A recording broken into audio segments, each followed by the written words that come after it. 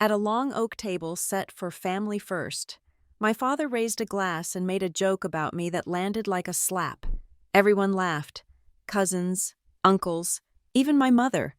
Everyone except my younger brother. They thought it was harmless, but the punchline contained a secret only he and I understood. My father wasn't just mocking me. He was daring me not to fight back. By Monday morning, I would make sure the laughter stopped. Inside our company boardroom. My name is Mara Collins. I am 32 years old, and on Sunday evening, I sat at a table of lies, plated in bone china. The restaurant was the Clover Room. My father's choice, as all things were. It was the kind of place Lakefield's old money called classic, a mausoleum of dark wood, yellow light, and hushed reverence.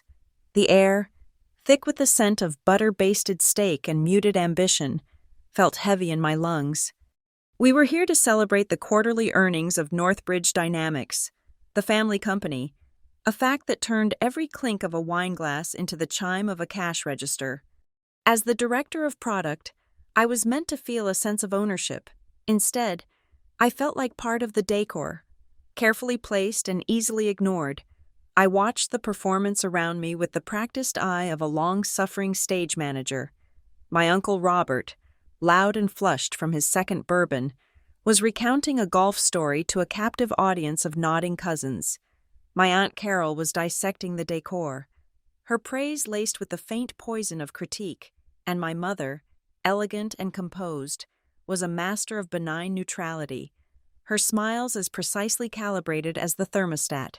They were all Collinses, playing their designated roles in the weekly pageant of family unity.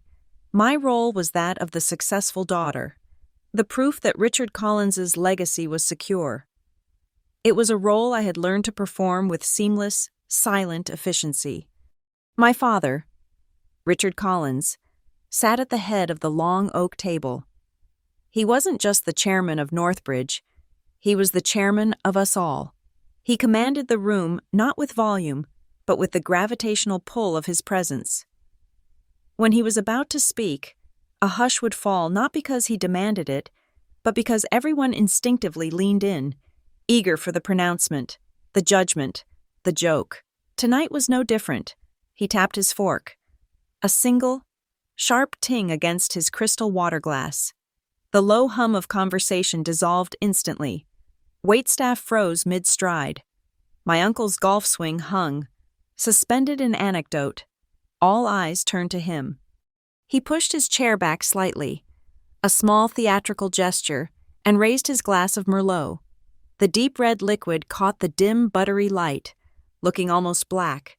He surveyed his audience, his family, his board of directors in everything but name. His gaze swept past me, then deliberately returned, a predator singling out its prey. A slow smile spread across his face, the kind he used in boardrooms right before dismantling a subordinate's proposal. "A toast," he began, his voice a smooth baritone that had charmed investors and terrified employees for 3 decades. "To a fantastic quarter, to the family that makes it all possible." A murmur of agreement went around the table. Glasses were raised in unison. I lifted mine, the stem cool and slender against my fingers. "And a special toast," he continued, his eyes locked on mine. "To my daughter, Mara." He paused. The silence stretched. A tactic he'd perfected. It made people uncomfortable. It made them hungry for the release of the punchline.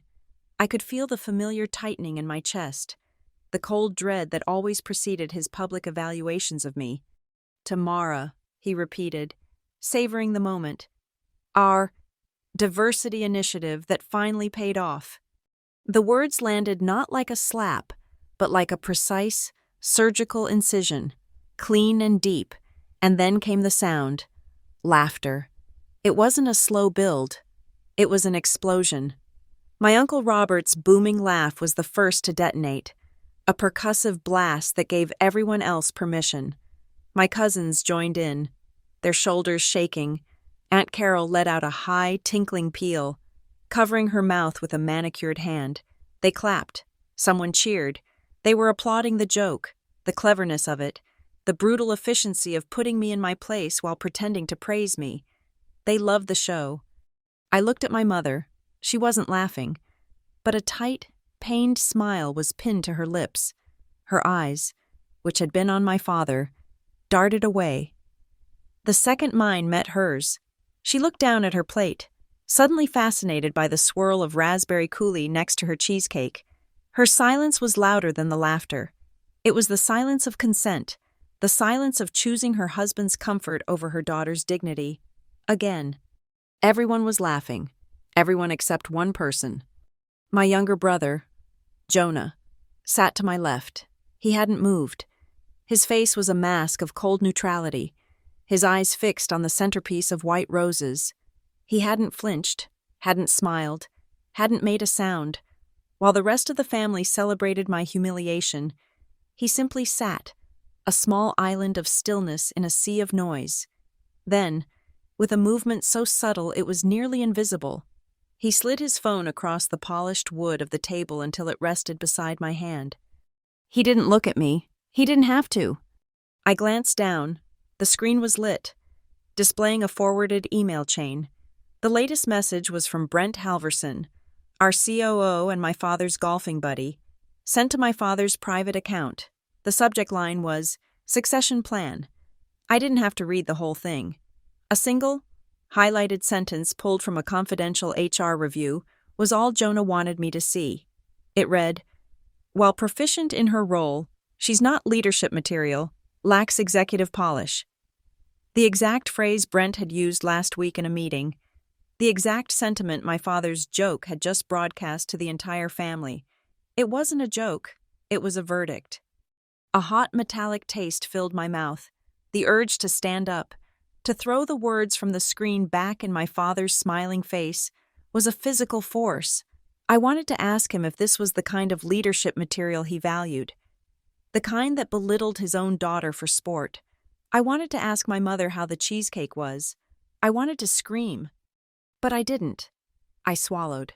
I pushed the rage down until it was a cold, hard knot in my stomach.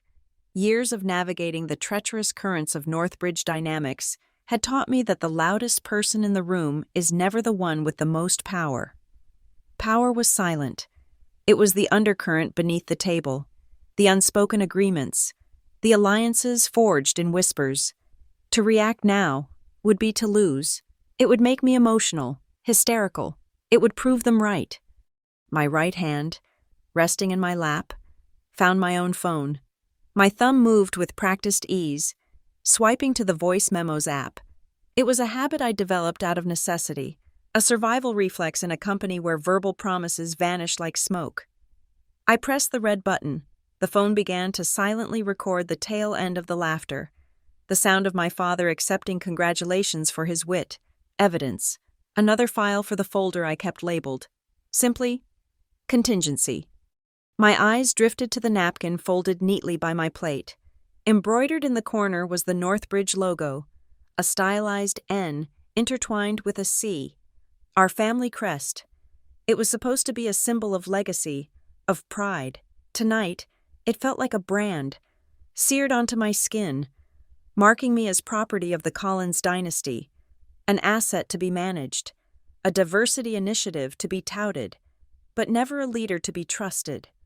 I leaned slightly to my left, my mouth so close to Jonah's ear that my voice was a mere breath. Monday.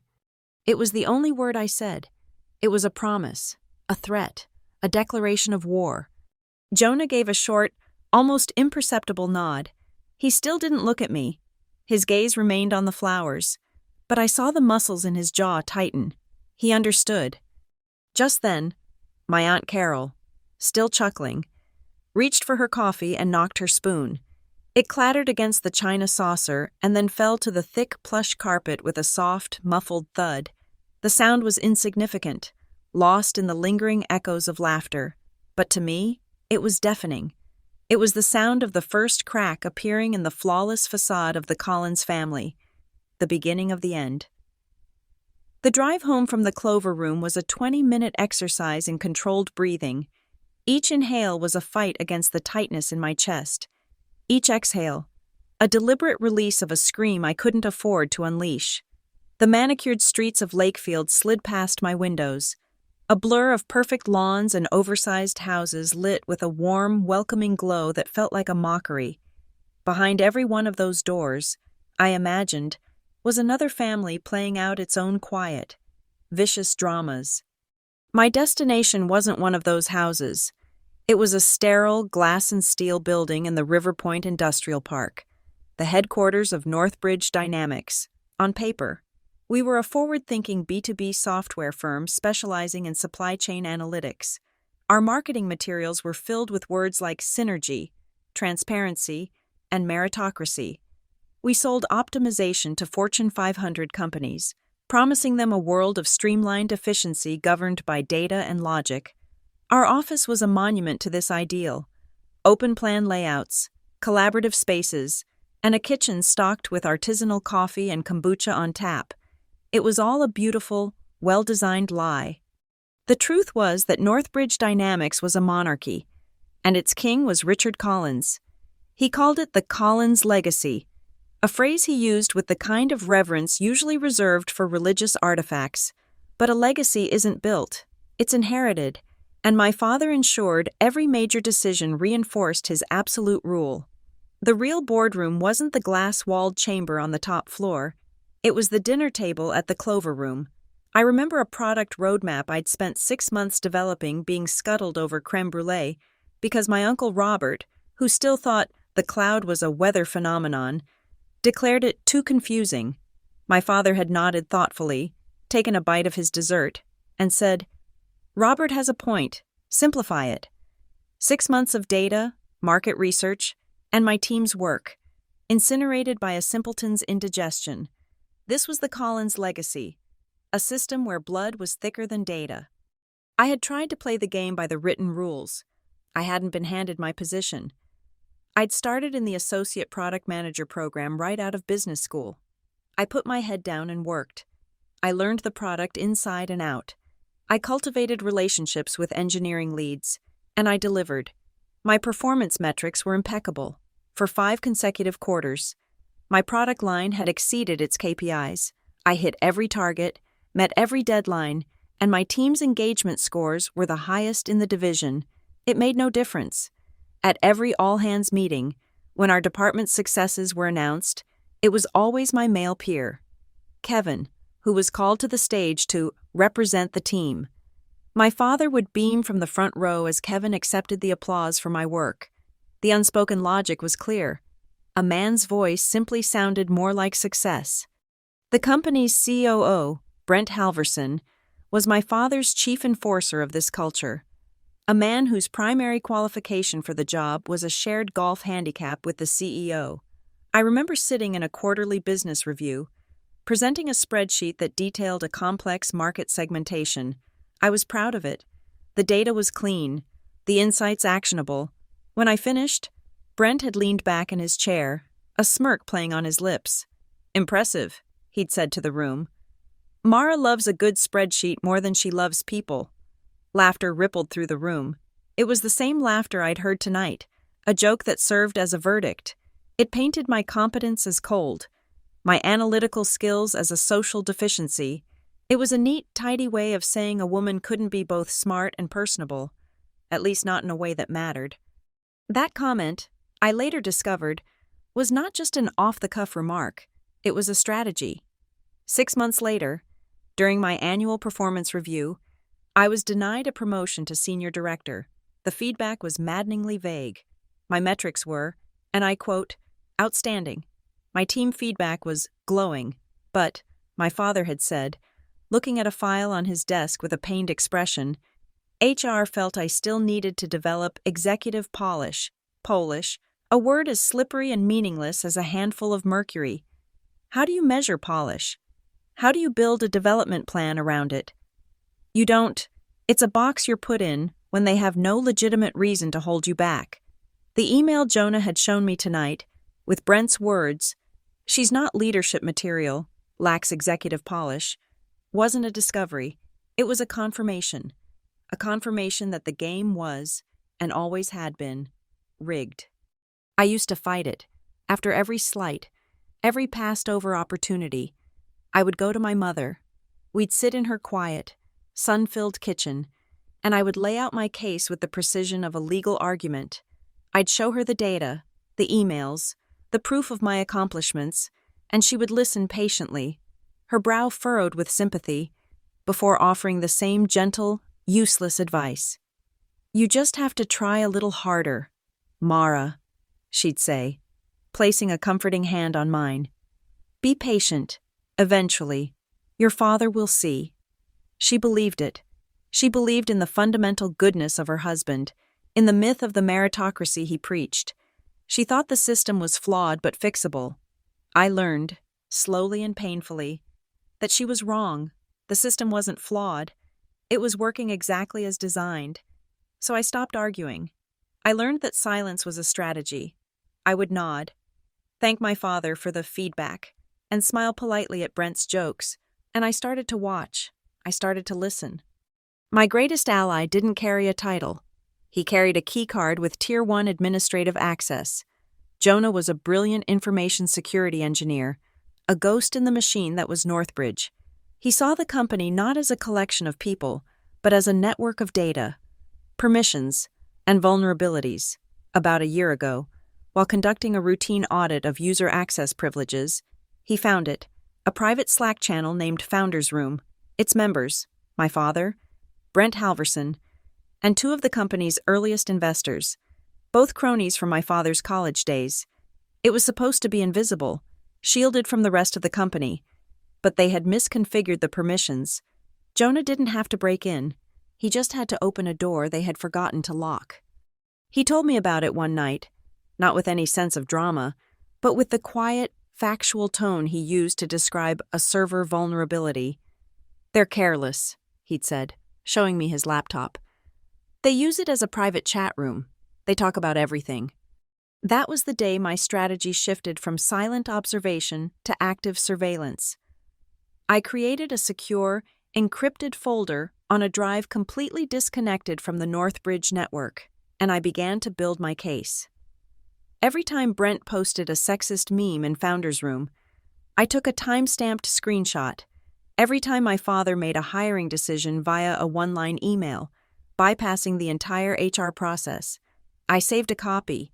The casual jokes, the off-color comments, the backroom deals that decided promotions and killed projects.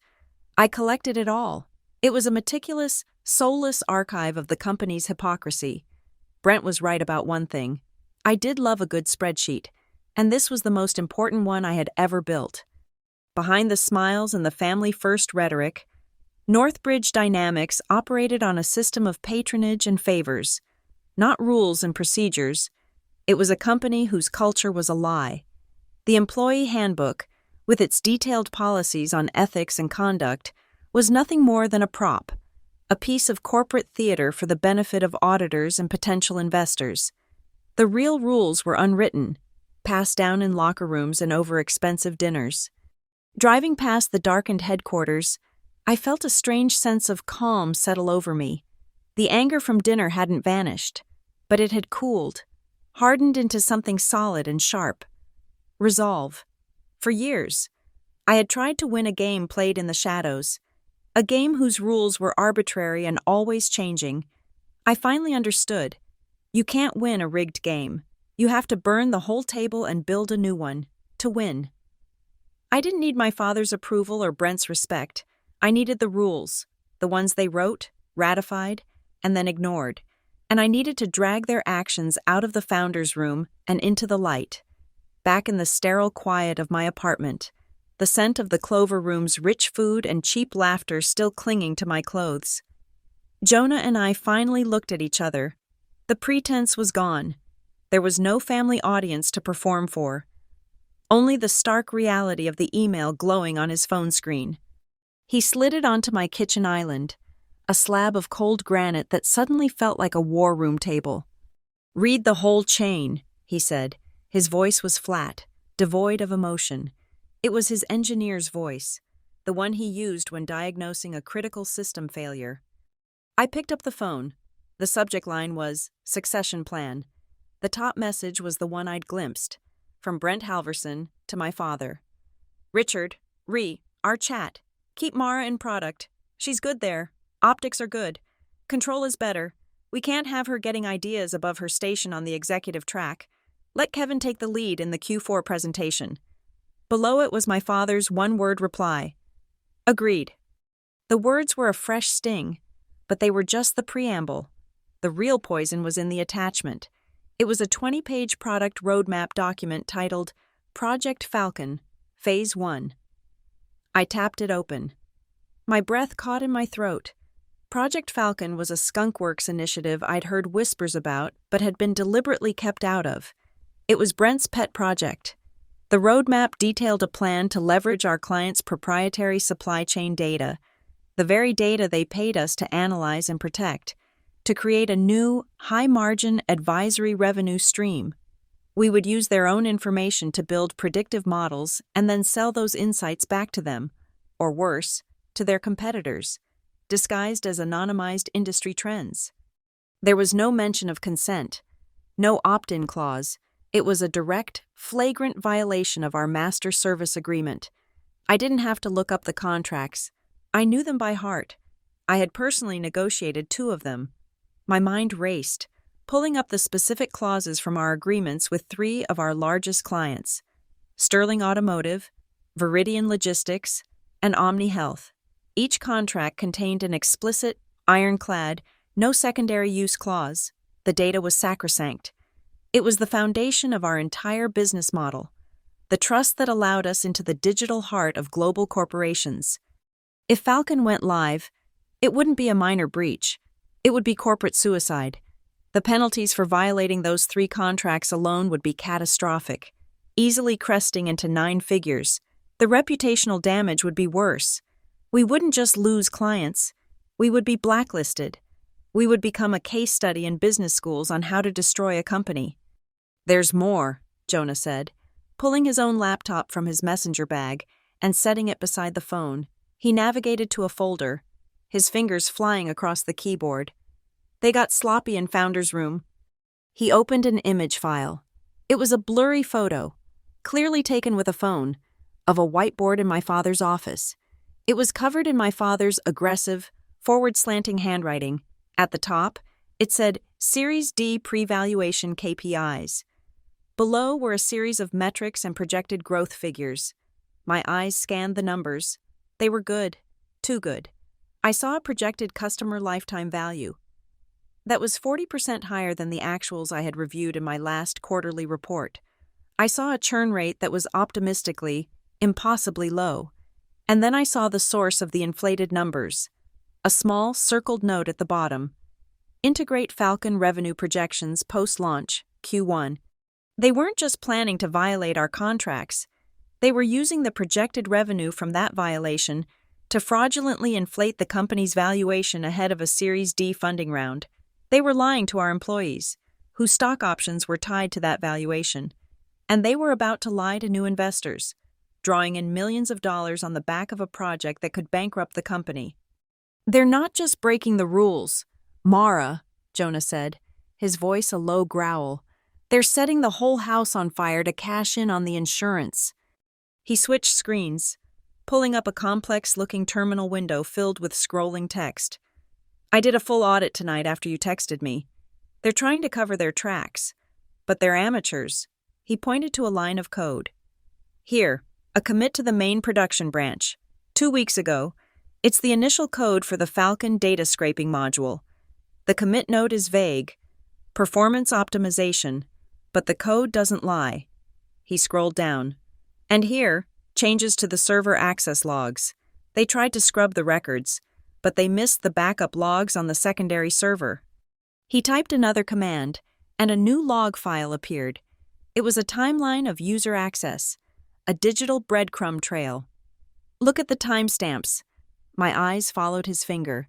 He had pieced together a perfect, damning sequence of events: the code commit, the log alterations, and finally, the key that tied it all to the man who called me incompetent: a remote login to the primary database server from an external IP address, one registered to Brent Halverson's home internet service, the time of access, 1:14 a.m., on a Tuesday. This was it. This was the weapon. Not just the insult, not just the boys' club jokes, but a detailed, documented, and irrefutable conspiracy to commit fraud and risk the entire company for personal gain. The joke at dinner wasn't just my father mocking me. It was the hubris of a man who believed he was so untouchable he could afford to play with his food. My mind, which had been a storm of anger and hurt, became suddenly, icily calm. The path forward was no longer a tangled mess of emotion. It was a flowchart. I walked over to my bookshelf and pulled down a thick, leather-bound binder, the Northbridge Dynamics Employee Handbook. It was a document my father openly derided as a necessary evil for the lawyers. He'd once joked that the only people who read it were new hires and people about to be fired. He was wrong. I had read it. Every page. I flipped to Section 7, Corporate Governance and Ethics, and there it was. Article 7.4, Whistleblower Protection Policy. A clear, unambiguous process for reporting gross misconduct or suspected illegal activity directly to the General Counsel and the independent members of the Board of Directors. It was a process my father had approved but never believed would be used. It was the system's self-defense mechanism. His system. I looked at Jonah. I need copies of everything. The full email chain, the photo of the whiteboard, the server logs, your timeline, everything. Already on it, he said, pulling a small, sleek USB drive from his pocket. 2 copies. I'm running a checksum on the files now to verify the data integrity. The SHA-256 hash will be identical for both.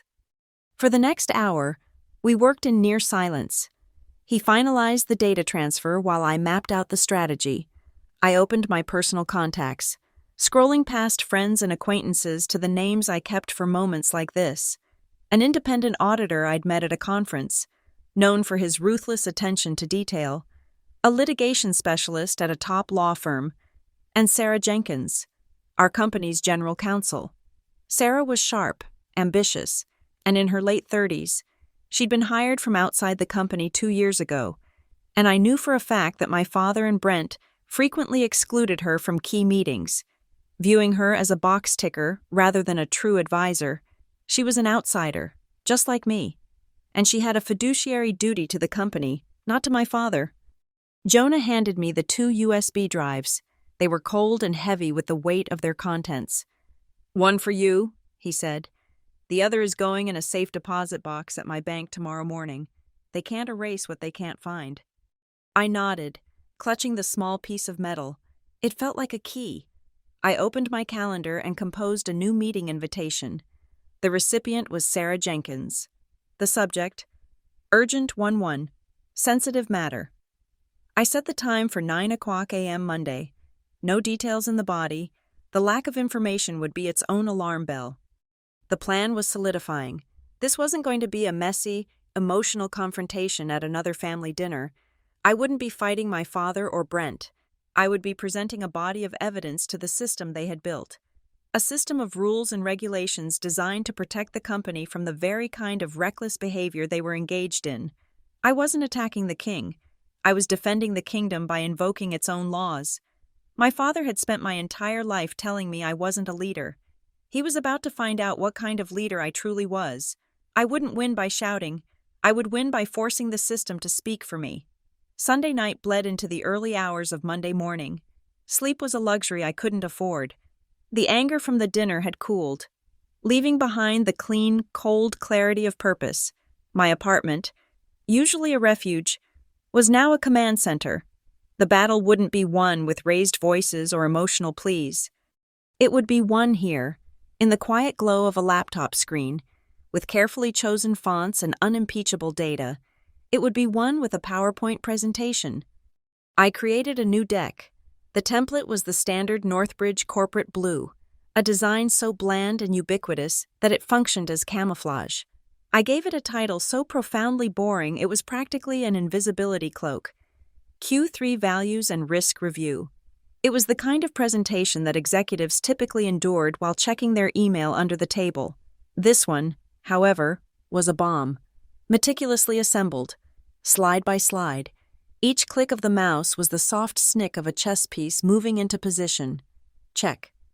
The first 2 slides were innocuous: a title page, an agenda, misdirection.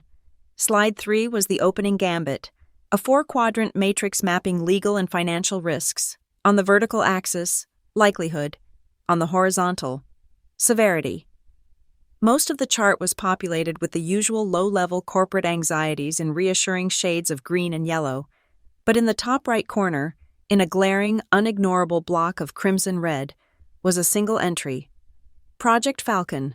The likelihood was marked imminent. The severity was marked catastrophic.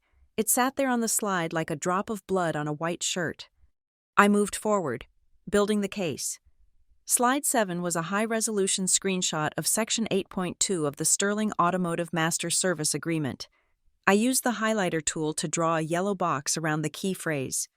Under no circumstances shall client data be used for any secondary or derivative commercial purpose without the express written consent of the client. The words were stark, unequivocal. They were not legalese to be debated. They were a guillotine waiting to fall. I repeated the process for the Viridian Logistics and Omni Health contracts on slides 8 and 9. 3 identical clauses, 3 bullets in the chamber. The heart of the presentation was slide 12. It was a simplified version of the Access audit timeline Jonah had built, a clean table showing dates, times, and actions. It showed the Falcon code commit, the subsequent server log alterations, and the remote login to the production database. In the final column, user ID, I did not write Brent Halverson. Instead, I typed the system-generated ID. BHOps, the name was redacted, blurred just enough to be unreadable but leaving the ID itself perfectly clear. It was a strategic move. A direct accusation could be dismissed as personal. This format forced a procedural question. Who does this ID belong to? It turned me from an accuser into a simple presenter of facts, compelling the board to seek the answer themselves. Checkmate in 5 moves. Slide 17 was my Queen's Gambit. It was a slide dedicated to the Northbridge Employee Stock Ownership Plan, the ESOP. It showed the current valuation of the company, the valuation projected in the fraudulent Series D pitch deck, and a third, devastating projection: the valuation after the inevitable lawsuits and SEC penalties. The chart showed the value of employee shares plummeting by an estimated 70%. This slide transformed the issue from a private power struggle into a direct threat against the financial well-being of every single employee. I was no longer just protecting my own career. I was defending the retirement funds of our engineers, our salespeople, our administrative staff. It made me their champion. It made my father and Brent a threat to everyone. While I built the weapon, Jonah ensured it was clean. He took the finalized deck and ran it through a series of forensic scrubs. He stripped every piece of metadata, every digital fingerprint that could trace its creation back to my personal laptop or identify the source of the embedded screenshots. The file he gave back to me was sterile, anonymous. Its properties data was empty. It looked as if it had simply materialized out of thin air, a product of pure objective fact. The next phase was political. A weapon is useless without a battlefield. At 4:00 a.m., I made a call to Eleanor Vance. Eleanor was the one truly independent member of our board of directors, a retired dean of the state's top engineering school who had been added to the board years ago to lend it an air of academic legitimacy. She was sharp, respected, and had no patience for my father's brand of patriarchal charm. I laid out a carefully edited version of the situation. I spoke of a potential compliance issue with a high-risk internal project and the need for immediate board-level oversight. I never used the word fraud. I never mentioned Brent's name. I let the gravity of my tone fill in the blanks. After a long silence, she agreed to sponsor my request for an emergency board meeting. We agreed to disguise it on the public calendar. It would be called an emergency strategic offsite. Next, the votes. My father controlled the board through a combination of family members and loyalists. A direct vote would be a slaughter, but the company's bylaws had loopholes he'd never bothered to read.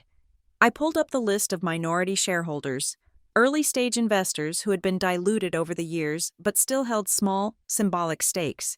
I identified 3 who I knew had become disillusioned with my father's leadership. I called them between 5 o'clock and 6 o'clock a.m., apologizing for the early hour, a tactic designed to underscore the urgency. I used the same script with each. There was a need to temporarily pause Project Falcon due to a significant, unvetted risk. I was requesting their temporary proxy vote for a single, narrowly defined motion to halt the project pending a full review. I was careful with my words. This is not about a change in control. I added the unspoken word with my silence. Yet, they all agreed. They were small fish, but together, their votes represented a crucial swing block. My final piece was legal, as per the corporate bylaws. A board member could request the presence of the general counsel at any meeting to act as an independent advisor. I drafted a formal, procedural email to Sarah Jenkins, formally inviting her to the strategic offsite and citing the relevant bylaw. This moved her from being a corporate employee to a legal officer of the court, bound by her duty to the company, not its CEO. She was no longer just a colleague. She was my shield. At 7:55 a.m., with all the pieces in place, I opened my email client. The meeting invitation was drafted and ready to go. The attendees, the full board of directors and the general counsel, the location, the main boardroom, the time, 10 o'clock a.m. Sharp. I attached the values and risk review deck, and I scheduled the email to be sent at precisely 7:58 a.m., 2 minutes before my father's typical arrival time. It would be the first thing the entire leadership team saw when they logged on. He would have no time to preempt it, no time to lobby, no time to frame the narrative. He would be walking into my arena. The subject line was a masterpiece of corporate camouflage. Risk alignment before Q4. I leaned back in my chair, the USB drive a cold, hard rectangle in my pocket. My father's words from that dinner echoed in my mind, the core of his philosophy, the foundation of his power. Control is inherited. He believed it was a birthright, passed down like a family name. He was wrong. I looked at the sent folder, at the scheduled email, at the culmination of a year of silent, meticulous work. A new mantra formed in my mind, a correction to his outdated creed. Control is not inherited. Control is documented.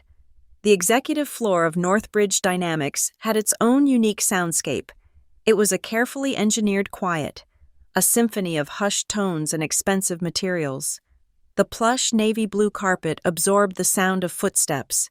The heavy oak doors closed with a solid, satisfying thud, and the air itself seemed to hum with the low, constant thrum of the building's climate control system. But this morning, the silence was different. It was a taut, watchful silence, stretched thin with unspoken questions. The 10 o'clock a.m. Emergency strategic offsite on everyone's calendar, called by me and sponsored by an independent director, had short-circuited the week's carefully planned rhythm. As I walked the corridor toward the boardroom, the smell of freshly ground coffee from the executive kitchen hung in the air, a scent of routine normalcy that felt jarringly out of place. I could feel eyes on me. People would look up from their conversations as I passed, their chatter dying for a moment before resuming in a lower, more urgent register. They knew something was happening. They just didn't know what. The USB drive in my pocket felt less like a piece of technology and more like a block of ice, a cold, dense weight of consequence. Brent Halverson was standing outside the boardroom, laughing with 2 other VPs. He was wearing a new watch, a gaudy gold thing he'd probably bought with his last bonus. He saw me approaching and his smile widened, a predator's grin. He thought he was about to watch me fail. "Mara," he boomed, his voice echoing slightly in the quiet hall. "To what do we owe the pleasure? Another feelings meeting?" His companions chuckled. The joke, like all his jokes, was a test, a public challenge to my authority. A year ago, I would have bristled, offered a sharp retort, and spent the rest of the day fuming. Today, I simply gave him a small, tight smile. I didn't say a word. I let his question hang in the air. Unanswered, until the silence became his, not mine. His smile faltered for a fraction of a second. I walked past him and into the room. The boardroom was already filling up. Eleanor Vance, the independent director, gave me a slight, encouraging nod from her seat. The other board members, my uncles and my father's loyalists, avoided my gaze, shuffling papers and looking uncomfortable. Sarah Jenkins, the general counsel, was already seated, a leather-bound legal pad and a single sharpened pencil laid out perfectly before her. She looked calm, professional, and utterly unreadable. She was here to interpret the law, not to pick a side. For my plan to work, that was exactly what I needed. My father was the last to arrive, a full 5 minutes late. It was a classic power move, making everyone wait. He strode in, bringing with him the faint, stale scent of last night's cigar smoke and self-satisfaction. He was probably still basking in the glow of some glowing profile of him in a business journal, completely unaware that his world was about to be dismantled. He took his seat at the head of the table, gave me a dismissive glance, and said, "All right, Mara, let's get this over with. Some of us have a company to run." I stood at the podium at the opposite end of the table. I inserted the USB drive into the console. The projector whirred to life, casting its cold, white light on the screen. The small drive in the console slot gleamed. "Thank you all for coming on such short notice," I began, my voice even and steady. I kept my hands resting lightly on the podium. "We'll keep this to 30 minutes. I clicked to the first slide. Q3 values and risk review. Then the agenda. A mission statement recap, a slide on corporate social responsibility. I moved through the first 6 slides with brisk, professional efficiency. The atmosphere in the room was exactly what I'd anticipated. A deep, profound boredom. My Uncle Robert was openly checking stock prices on his phone. Brent was leaning back in his chair, a look of smug impatience on his face. My father was staring out the window, already mentally moved on to his next meeting. They were bored, they were dismissive, they were perfectly primed. Then I clicked to slide 7. The screen filled with the dense, legal text of the Sterling Automotive contract, a single clause, highlighted in a garish, impossible-to-ignore yellow, jumped out from the page. Under no circumstances shall client data be used for any secondary or derivative commercial purpose. The shift in the room was instantaneous. It wasn't loud. It was a change in pressure, a sudden drop in the atmospheric calm. The soft tapping of a pen on a legal pad stopped. My Uncle Robert looked up from his phone, a confused frown on his face. My father's gaze snapped from the window back to the screen. I didn't pause. I clicked again. Slide 8. The Viridian Logistics contract, with the same highlighted clause. Click. Slide 9. Omni Health. Click. Slide 10. A summary slide, with the logos of all 3 companies and the headline, Categorical Data Use Restrictions in Key Accounts. The quiet in the room was no longer the quiet of boredom. It was the quiet of dawning horror. I advanced to slide 12. The Access Audit Timeline, the clean sterile table of dates, actions, and the redacted user ID. I let the slide sit there for a full 10 seconds, allowing the information to sink in. The silence stretched, becoming heavy and thick. It was Sarah Jenkins who broke it. She leaned forward slightly. Her eyes narrowed, studying the screen with an unnerving focus. Her voice, when she spoke, was calm and precise, cutting through the tension like a scalpel. "The user ID in that final column," she said, not looking at me but at the screen. "It reads ByteOps. Can someone from IT confirm who that ID is assigned to?" I saw Brent flinch. It was a small, almost imperceptible movement, a slight tightening of his shoulders. But in the hyper-aware silence of the room, it was a confession. Every head turned towards him. The color was draining from his face, leaving behind a pasty, grayish pallor. I advanced the presentation. Slides 13 and 14 detailed the server log alterations. Slide 15 showed the IP address of the remote login, traced directly to Brent's home. The trap was now fully sprung. The room was dead silent. The only sound was the low, persistent hum of the air conditioning vent, a sound that suddenly seemed as loud and rhythmic as a panicked breath. No one moved. No one spoke. They were all frozen, caught between the undeniable data on the screen and the man who was now visibly sweating at the table. I looked directly at my father for the first time. His face was a mask of disbelief, slowly hardening into fury. He was finally beginning to understand. This wasn't a feelings meeting, this was an execution. I let my voice drop, speaking into the profound silence. The internal project known as Falcon, sponsored by the COO's office, is designed to directly violate these contractual clauses. Its projected revenues are currently being used to inflate our valuation for the upcoming Series D funding round. I paused, letting the weight of the words settle. If Project Falcon deploys, we are in material breach of our most important contracts. If we know this, and we do not report it to the board and our investors, we are in active concealment. This is a matter of fiduciary duty. My father opened his mouth to speak, to bluster, to turn this back on me. But before he could utter a sound, Sarah Jenkins spoke again. Her voice was firm, leaving no room for argument. She was no longer just an advisor. She was the legal conscience of the company. Based on the evidence presented, she stated, looking around the table at each board member, this board has a non-delegable duty to act. We need an immediate board vote on 2 motions. The General Counsel's demand for a vote hung in the air. A declaration of war disguised as corporate procedure, the silence in the room was absolute. A vacuum waiting for a reaction. My father, cornered and exposed, did the only thing he knew how to do. He laughed. It was not a sound of mirth. It was a strained, brittle thing. A weapon he had wielded his entire life to dismiss, to belittle, and to regain control. He shook his head, performing for the board members who had been his loyal soldiers for decades. He looked at me, not with fury, but with a condescending pity that was meant to sting more than any shout.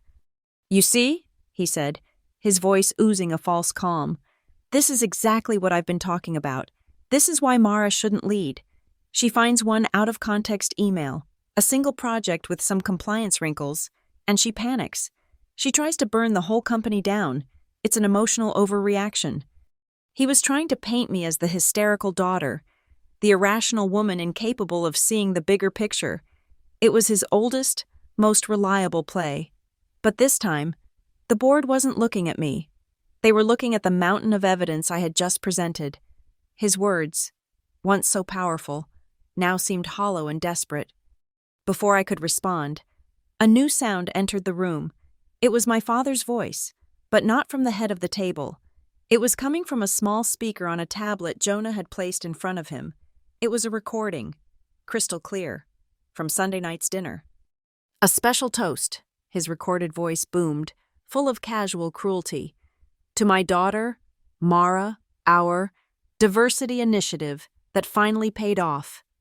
The laughter from the dinner party, my uncles, my cousins, filled the sterile boardroom. It sounded grotesque in this new context, like applause at a funeral. Then Jonah, with perfect timing, let the audio clip from Brent's email play, the one my father had agreed with. "Keep Mara in product. Optics are good. Control is better." The 2 phrases, one public and one private, hung in the air, intertwined and damning. Diversity initiative. Control is better. The joke was no longer a joke. It was evidence. It was motive. It was a confession of his entire strategy for managing me, broadcast for his entire board to hear. The silence that followed was no longer a pause. It was a verdict. The air in the room became thick, heavy, and suffocating. Brent Halverson, his face pale and slick with sweat, finally spoke. That's taken out of context," he stammered, looking around the table, searching for an ally and finding none. "There was a whole conversation around that. You can't just—" "You're right, Brent," I said, my voice cutting through his panicked defense. "Context is important." With a single, deliberate click of the mouse in my hand, I changed the image on the screen. The presentation vanished, replaced by a high-resolution screenshot of the Founders Room Slack channel. There, under a sexist meme Brent had posted about a female competitor's CEO, was a comment from my father. "This is why we need to keep the decision-making circle small, more polish." The word polish landed like a physical blow. It was the same vague, unassailable critique from my performance reviews, now revealed for what it was, a code word for the boys' club. Eleanor Vance, the independent director, leaned forward. She looked not at me or my father, but at Jonah. Her voice was sharp, academic, and surgical. "Mr. Collins," she said, addressing Jonah with a formality that conferred immediate authority. "That private channel, who else had administrative access?" Jonah didn't look up from his tablet. He read from his screen in a calm, dispassionate monotone, as if he were listing server specifications. "Full administrative privileges are held by 4 user accounts: R. Collins, BH Ops, and the accounts belonging to board members Robert Collins and Michael Petrov. My uncle Robert and my father's oldest friend, the inner circle." I did not look at my father. To look at him now would be to make it personal. And this was far beyond that. This was procedural. I looked down at the copy of the corporate bylaws I had placed in front of me, its pages tabbed and highlighted. "According to Article 4, Section 3 of the company bylaws," I said, my voice as steady as a surgeon's hand, "the board may vote for the temporary removal of any officer or chairman from their duties in the event of a credible gross misconduct risk that poses a material threat to the company." I looked up, but not at him. I looked at Sarah Jenkins. "I believe a coordinated effort to violate our key contracts and mislead investors constitutes such a risk." The room was a tinderbox, and I had just lit the match. Sarah Jenkins nodded slowly, her face grim. She had her duty. "My recommendation to the board is twofold," she announced, her voice carrying the full weight of her office. "First, an immediate vote to suspend the Chief Operating Officer, Brent Halverson, pending the outcome of a full independent investigation. Second, the immediate formation of a special committee, chaired by an independent director, to oversee that investigation and audit Project Falcon in its entirety." This was it, the moment of truth. My father's face was a thundercloud of rage. He was about to slam his fist on the table, to shout, to declare the meeting over, but I moved before he could. "I support the General Counsel's recommendation," I stated clearly, "and I would like to add a third motion to the vote." Every eye in the room swiveled to me. Even my father was momentarily stunned into silence. Given that the chairman is directly implicated in the evidence presented, both in the planning of Project Falcon and in the private communications surrounding it, he has a fundamental conflict of interest. Therefore, I move that for the remainder of this meeting and for all subsequent meetings pertaining to this investigation, the role of chairman of the proceedings be temporarily transferred to the lead independent director, Ms. Eleanor Vance. A collective, silent gasp seemed to suck the air out of the room. It was a move no one had anticipated. I wasn't just going after his lieutenant. I was going after the king. It was a direct, surgical strike at the heart of his power. For the first time that day, my father looked truly shaken. He looked old. The power he had taken for granted his entire life, the absolute control he wielded over this room, was suddenly no longer absolute. The whole room could feel it. A quiet, seismic, tectonic shift. It was a movement without sound, a transfer of power so profound it was almost physical. The heavy, ornate chair of the chairman, the one he occupied at the head of the table, no longer seemed like a throne. It just seemed like a chair. And he was just a man sitting in it. The smug confidence was gone from my uncle's face, replaced by a look of panicked confusion. The other board members, the ones who had always followed my father's lead without question, now looked uncertain. Their loyalty, once a given, was now in question. They were no longer following a leader. They were weighing their own legal exposure. The only sound in the dead silence of the room was the sharp, distinct click, click, click of pens. one by one. The board members, including Sarah and Eleanor, were clicking their pens open, a series of small mechanical sounds that signaled their readiness to vote. It was the sound of due process, the sound of rules being followed. The last person who had laughed at my father's joke had finally stopped laughing. My motion to transfer chairmanship hung in the electrified silence. My father's face, a mask of mottled rage, was a portrait of a king witnessing a peasant storming the castle gates. His allies on the board, my uncle included, began to bluster, finding their voices in a chorus of outrage. "This is outrageous," my Uncle Robert sputtered. "There's no precedent for this. You can't just—" "On the contrary," I interrupted, my voice cutting through the noise like glass. I slid a thin folio of documents from my bag and pushed it across the polished mahogany table toward Sarah Jenkins. "There is both precedent and procedure." Sarah picked up the folio. Inside were 3 letters, each bearing the letterhead of a minority shareholder. At the bottom of each was a crisp, legally binding signature. "These are temporary voting proxies," I explained to the room, my voice calm and instructional, as if leading a training seminar. "Granted to me this morning for the express purpose of voting on motions pertaining to the governance of Project Falcon. They are fully compliant with Article 9, Section 4 of the corporate bylaws." Sarah Jenkins reviewed the documents, her eyes scanning the legal text with practiced speed. She looked up, first at me, then at my father. "The proxies are valid," she confirmed, her tone leaving no room for argument. A fresh wave of shock rippled through my father's loyalists. They had always relied on their majority bloc, never imagining that the smaller, forgotten shareholders could be rallied against them. They were my first wave of attack, but they were not my main force. "The proxies, however, are only part of the new voting calculus," I continued, letting one surprise bleed directly into the next. "Sarah, if you would please direct the board's attention to the charter of the Northbridge Employee Stock Ownership Plan, specifically, the codicil on fiduciary protection." A confused murmur went around the table. The ESOP was a financial instrument, a retirement plan. No one on the board, least of all my father, had ever treated it as a factor in corporate governance. They saw it as a benefit, a line item, not a source of power. "The ESOP Trust currently holds 12% of the company's voting shares," I stated. "Under normal circumstances, the trustee, appointed by the chairman, votes those shares. However, the charter contains a protective covenant. I'm sure we all remember it from when we signed the documents." I looked around the table at men I knew had never read them.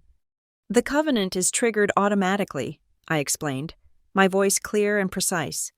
"In the event that the board is made aware of a material legal or financial risk that could negatively impact the value of the employee's shares by more than a predefined threshold. The evidence we have reviewed today regarding Project Falcon and the misrepresentation of our valuation to investors has, without question, met that threshold." I let that sink in. I could see the gears turning in their heads as they struggled to grasp the implications. "When the covenant is triggered," I went on, delivering the final, fatal blow, "the voting rights of that 12% share block are immediately and automatically transferred from the trustee to the Special Oversight Committee the board has just voted to create." The blood drained from my father's face. I had used their own motion against them. In their haste to appear responsible by forming an investigative committee, they had unknowingly armed it with a massive block of votes. They had handed me the keys to the kingdom. "And the committee's first procedural act," I concluded, looking toward Eleanor Vance, "is to designate a proxy chair to cast those votes. Eleanor?" Eleanor Vance, the quiet academic, now the most powerful person in the room, cleared her throat. "As chair of the newly formed special committee," she announced, her voice resonating with newfound authority, "I will be casting the ESOP's entire 12% voting block in favor of all 3 motions currently on the floor." The game was over. The board's composition had been fundamentally, irrevocably altered.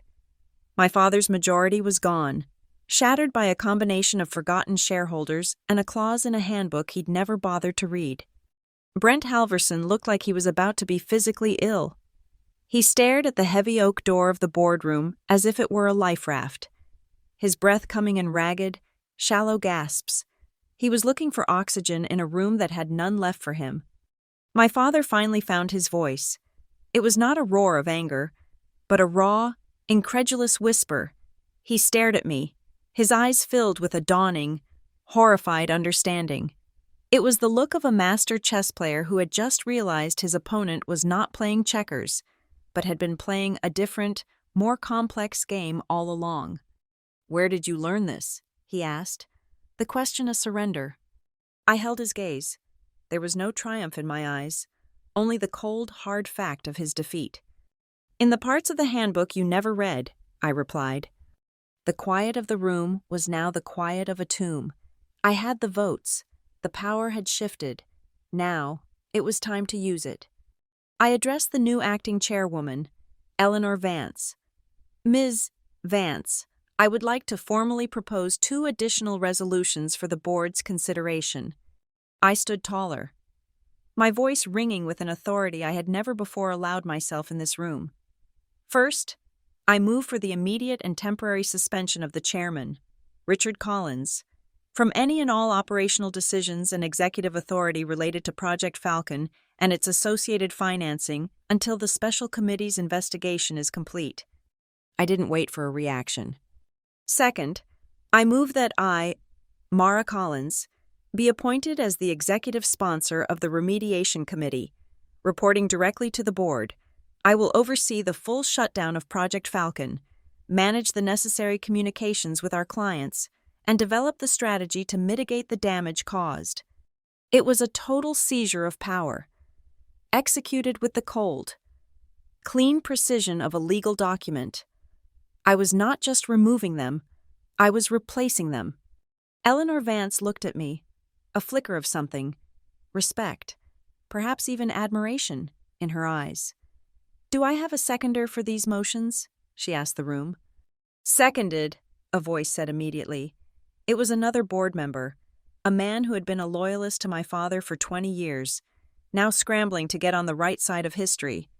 And in that moment, as the word "seconded" echoed in the silent room, a strange, profound sensation washed over me. For the first time, I felt the phantom weight of the Northbridge crest, the one embroidered on the napkin at Sunday's dinner, finally lift from my neck. It was a weight I hadn't even been fully conscious of, a suffocating pressure I had carried my entire life. And now, it was gone. The suppressed rage, the years of quiet humiliation, the constant, grinding effort of being the perfect, unthreatening daughter, it all dissolved, not in a fiery explosion, but in a deep, shuddering, silent exhale of relief. I was free. Eleanor Vance tapped her pen on the table. "We will now vote on all 5 motions electronically. The system is live. Please cast your votes." On the small tablet screen in front of each board member, a simple, sterile interface appeared. 5 resolutions, each with 2 buttons. Yay, nay. There was no more room for debate, no more space for intimidation or bluster. There was only the cold, binary logic of the vote. There was no turning back. The only sound in the boardroom was the faint, almost imperceptible tap of fingertips on glass screens.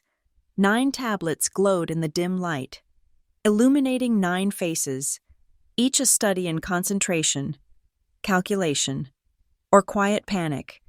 Time seemed to stretch and slow, each second thick with the weight of a 30-year reign hanging in the balance. I watched my father's hand, the one not gripping the arm of his chair. A single tremor ran through his index finger. He tapped the screen with a finality that felt more like a lashing out than a vote. Then, silence again. On the main screen at the front of the room, the results materialized without fanfare, just clean, sans serif numbers appearing next to each motion. They were stark, brutal, and absolute. Motion 1. To suspend the COO, yay, 8, nay 1. Motion 2. To form a special investigative committee, yay, 9, nay 0. Motion 3. To transfer chairmanship of the meeting, yea, 6, nay, 3, motion 4, to suspend the chairman from Falcon-related decisions, yea, 7, nay, 2, motion 5, to appoint Mara Collins as executive sponsor, yea, 7, nay, 2. The corporate secretary, a woman who had served my father loyally for 2 decades, cleared her throat. She picked up a sheet of paper, her hand perfectly steady, and read the results aloud. Her voice was a flat, dispassionate monotone, the same one she used to announce quarterly earnings or read the minutes from the last meeting. It was the voice of pure procedure, stripping the palace coup of all its drama, rendering it as mundane as a weather forecast. Motion 1 passes, motion 2 passes, motion 3 passes, motion 4 passes, motion 5 passes. The resolutions are adopted. Effective immediately, Ms. Vance, you now have the chair. A lifetime of power, erased in the time it took to read a paragraph. My father did not erupt. He did not shout. He simply pushed his chair back from the table, the legs scraping softly against the polished floor. He stood, placing both hands on the back of his chair, his knuckles white. He stared at the wall just above my head, his eyes unfocused, seeing something far beyond the confines of this room. His fingers began to tap an unsteady rhythm on the leather upholstery. It was a nervous, broken beat, a frantic, arrhythmic drumming. It was the sound of a man whose internal clock, the one that had always run the lives of everyone around him, had just shattered. He was counting time, and for the first time in his life, he was out of sync. Across the table, Brent Halverson looked like a man who had been told he had minutes to live. He stared at me, his eyes wide with a mixture of hatred and raw, pleading fear. He opened his mouth, but no sound came out. He was still searching for the context, for the angle, for the deal he could cut. But there were no more deals to be made. The boardroom door opened with a soft, pneumatic hiss. A man from corporate security, someone I recognized from the front desk, stepped inside. He was not imposing. He was impeccably dressed in a simple black suit, and his expression was one of polite, professional neutrality. He walked to Brent's side and leaned down, whispering something in his ear. "Sir, if you'll come with me." It was not a request. Brent stood on unsteady legs. He gathered his phone and his expensive, useless watch. He did not look at anyone. He did not say a word. The security guard placed a light, guiding hand on his elbow and escorted him from the room. The heavy oak door swung shut behind them. It did not slam. It closed with a soft, final click. The sound was tiny, but it echoed in the vast silence of the room. The crisp, mechanical sound of a lock turning, a future being sealed off. I did not watch him go. I did not look at my father. I did not smile or show any sign of triumph. The win was not the point. The correction was, I opened my laptop. My fingers, steady and sure, began to move across the keyboard. The fight was over. The work was just beginning.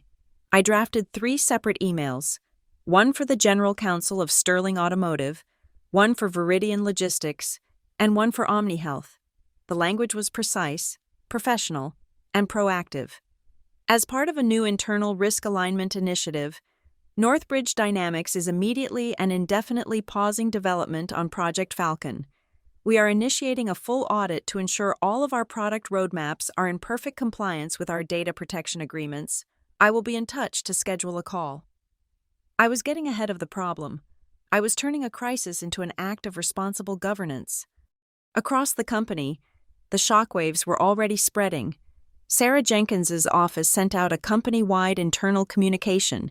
It was a masterpiece of corporate obfuscation.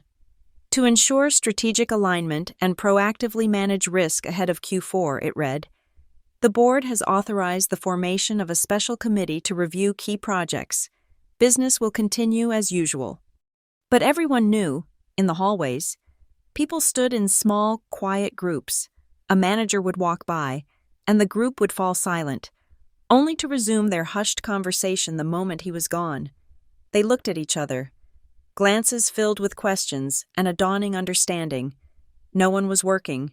Everyone was watching. They knew this wasn't just a risk alignment. They knew the Collins reign had just been broken. In the midst of the corporate speak and the hallway whispers, a single, clear voice emerged. Jonah posted a message on the company's main engineering forum. It wasn't an attack or a celebration. It was a simple, elegant sentence that cut to the very heart of what we had just done. It read, "Policies are love letters to the future of the company you want to be." My final act in the boardroom was quiet and irreversible. I attached the full presentation deck, the one with all the evidence, all the screenshots, all the logs, to a new email. The recipient was the lead partner at the independent accounting firm that audited our books every year. The subject line was, "For your immediate attention, internal governance matter." I hit send. The data was now in the hands of a neutral, external party, subject to their own professional and legal obligations. Time could no longer be reversed. The story could not be rewritten. I closed my laptop. The other board members were beginning to file out of the room, a scattered retreat of broken loyalties and new, uncertain alliances. Soon, only I was left in the boardroom. The tension had dissipated, leaving behind a profound and ringing quiet. It was the same silence that had filled the room before the vote, but it felt entirely different. That had been a silence of dread, of anticipation. This was the silence of the aftermath, the silence of a battle won, the silence of control, and this time, it was mine. I didn't go home. I didn't go back to my sterile apartment that served as a command center. Instead, I drove to the house I grew up in, the sprawling colonial that my father's success had built. I let myself in with my old key.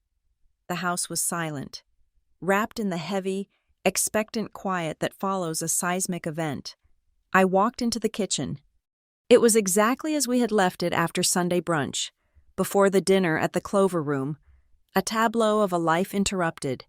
Dirty plates were stacked precariously by the sink. A half-empty bottle of Chardonnay sat on the granite island, sweating a ring of condensation onto the stone.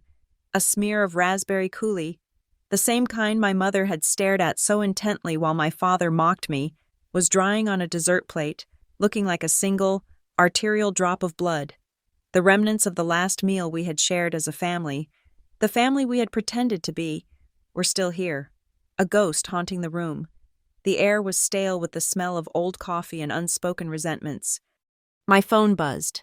The caller ID was Father. Of course, he wouldn't confront me at the office, where I now held the power. He would do it here, in his house, trying to reestablish the old order. I let it ring 3 times before I answered. A small, petty assertion of control. "Hello," I said. My voice was neutral, a blank slate. His voice was low, a controlled rumble of fury. "You embarrassed me, Mara."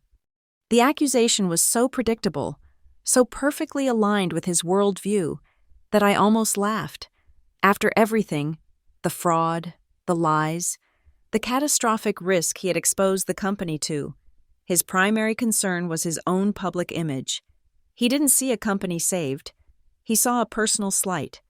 "No," I replied, my voice as calm and steady as it had been in the boardroom. "You endangered the company. You and Brent. I stopped you." "This wasn't about the company," he shot back, his control starting to fray. "This was about you. You couldn't stand not being in charge, so you concocted this mutiny."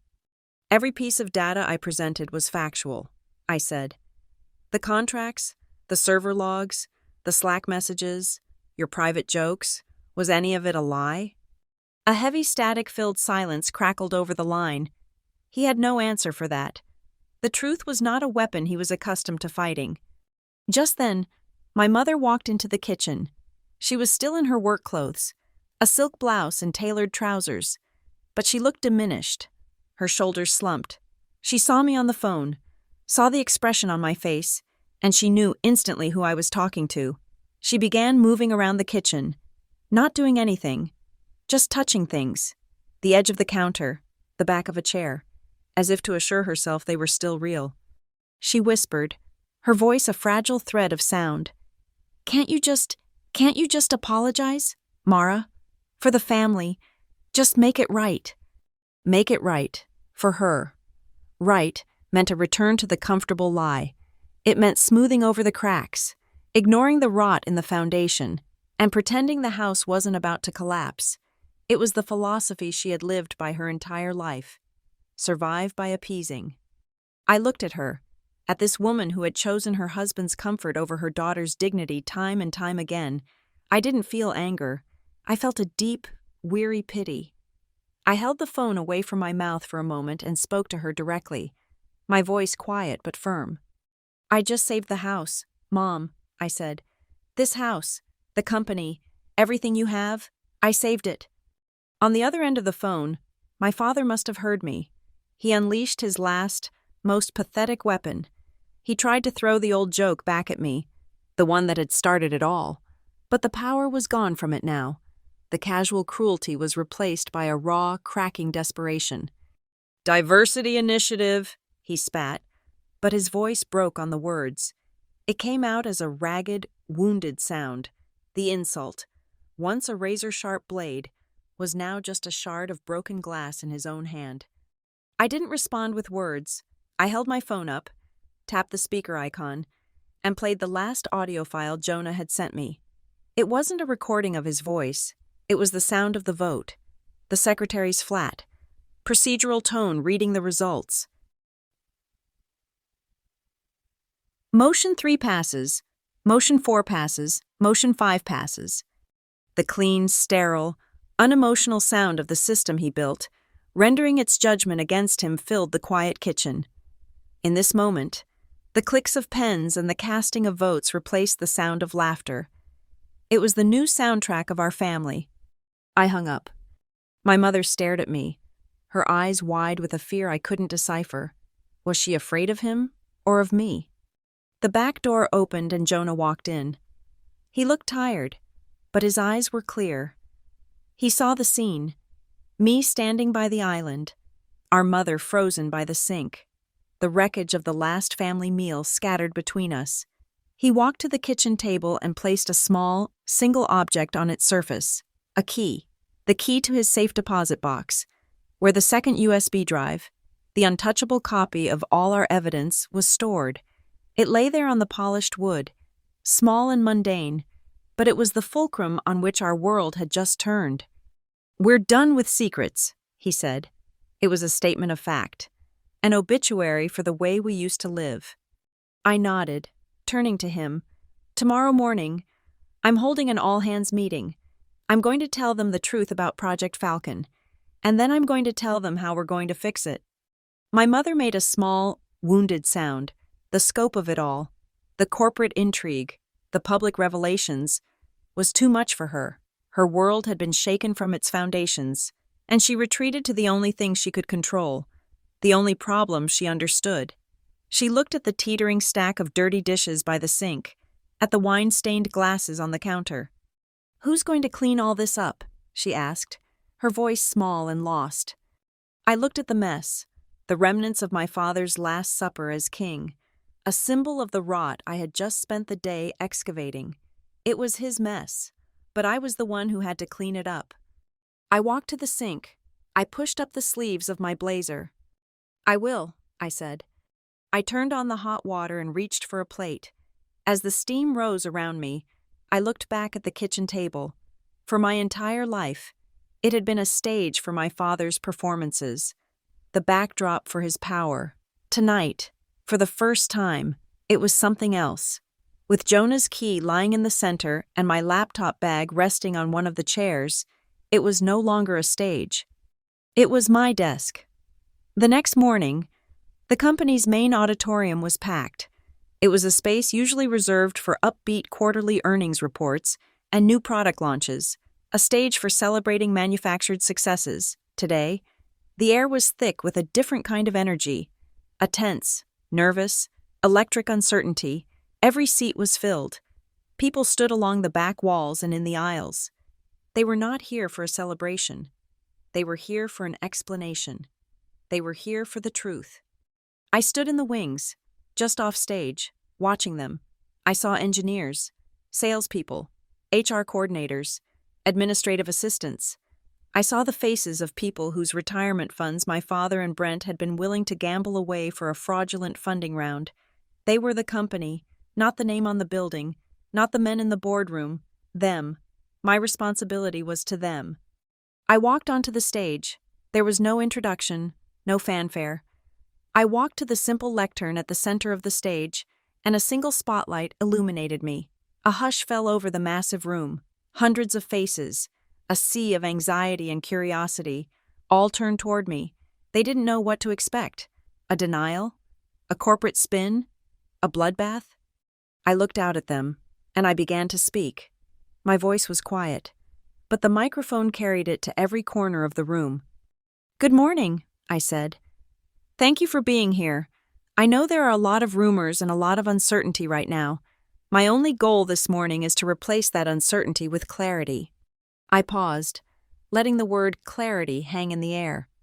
Yesterday, the board of directors voted to make some significant leadership changes and to terminate an internal project known as Falcon. I am not going to talk about the individuals involved. That is a matter for the board and for our legal counsel. I am here to talk about us, about who we are, and who we are going to be. For a long time, I continued, my voice gaining strength, we have talked about our values. We print them on posters. We put them in our annual reports. Words like integrity, transparency, trust. Today we stop treating those as marketing slogans and start treating them as operational mandates. Project Falcon was a shortcut. It was a plan built on the idea that we could take something that didn't belong to us, our clients' trust and their data, and use it for our own gain. That is not who we are. Northbridge Dynamics was built on the promise that we are the responsible custodians of our clients' most sensitive information. We don't build with shortcuts. We build with consent. The words landed in the silent room with the force of a physical impact. It was a direct repudiation of my father's entire philosophy, his belief in backroom deals and clever angles. Effective immediately, Project Falcon is permanently dismantled. The entire engineering team assigned to it will be redeployed to a new initiative focused on next-generation data security and privacy compliance. We are not just going to meet industry standards, we are going to set them. To the 3 clients whose data was put at risk by this project's development, we have already reached out to them. We are offering them, at no cost, a full year of our services and a permanent, transparent audit of how their data is handled. We will earn back their trust with actions, not with apologies. And to all of you, I said, looking out across the faces in the crowd, I know that the last few months of inflated valuation talks have had a direct impact on your ESOP. Let me be clear. The fraudulent projections are gone. The investigation and remediation will be costly, but the board has authorized a corporate action to ensure that not a single employee's stock ownership value will be negatively impacted by the malfeasance of a few. Your work built this company. You will not pay the price for those who tried to break it. A wave of palpable relief washed over the room. I saw shoulders relax, people exchanging quiet, stunned glances. Finally, I said, this cannot happen again. Effective today, we are establishing a new, permanent, and fully anonymous whistleblower hotline managed by an independent third-party firm. Any employee, at any level, who witnesses unethical behavior, no matter who is involved, will have a safe and protected way to bring it to light without fear of reprisal. Our policies are not suggestions. They are promises, and from now on, we will keep them. I did not mention my father. I did not mention Brent. I did not speak of family or legacy or succession. I spoke of rules. I spoke of structure. I spoke of respect for our clients and for each other. I had taken their private war, their culture of jokes and whispers and backroom deals, and I had dragged it into the cleansing light of process and procedure. I finished speaking. The silence that followed was profound. It wasn't the silence of boredom from the boardroom. It was the silence of hundreds of people processing a fundamental shift in their world. I looked at them. They looked at me. Then, in the front row, one of our lead engineers, a woman I respected immensely, stood up. She did not clap. She simply looked me in the eye and nodded once, a sharp, definitive gesture of acknowledgement.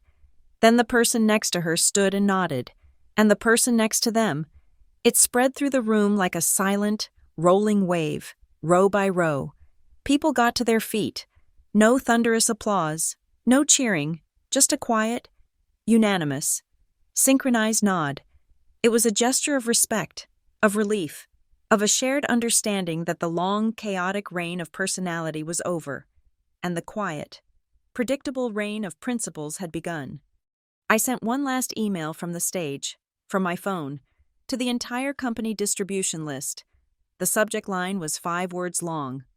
No more jokes in the fine print. As I walked off the stage, my phone buzzed in my hand. It was a text message from the CEO of Sterling Automotive, our largest client. It was simple and direct. "We got your note. We're staying with you." I took a deep, steadying breath. Far away, across town, at the Clover Room, someone was probably sitting at the long oak table, raising a glass. But the laughter that followed would be different now. The cheap jokes, paid for with other people's dignity, were no longer on the menu. I pulled out my phone and sent a text to the one person who had stood with me in the silence. "We changed the table," I wrote to Jonah. A moment later, his reply came back. "We changed the rules. Thank you so much for listening to our story. We'd love to know where you're tuning in from. So drop a comment below and let us know. Share your thoughts on Mara's journey and tell us what you would have done in her position. Don't forget to subscribe and like the video. And if you want this story to be heard by more people, please support us by hitting that hype button. It helps more than you know.